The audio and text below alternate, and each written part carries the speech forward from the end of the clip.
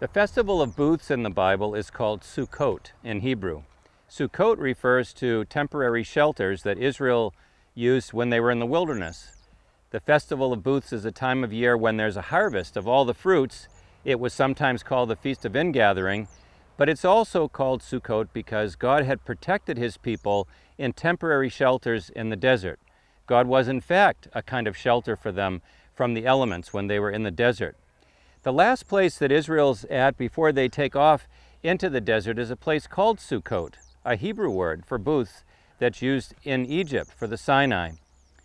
These right here are actually populating the fields of Egypt during the spring where we are right now because of the grain harvest. But in Israel, they are now built as a part of a ritual reenactment of God's sheltering provision, because now as a part of Jewish tradition, every family is meant to build a sukkah. That's the singular word for a booth, and you'll see all over Israel temporary shelters built outside of people's homes, on their balconies, on their roofs, and they're very colorfully decorated with fruits and all kinds of produce that represents the time of ingathering.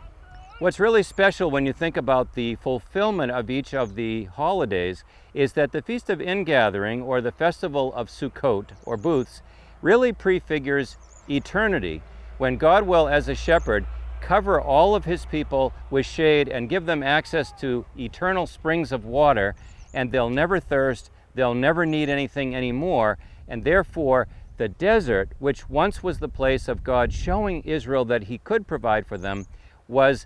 a window, a chance to start an echo throughout time for people to understand that eventually in eternity there would be this great pasture land waiting for all of us, where we would be sort of residents with him in his home, his homeland, heaven.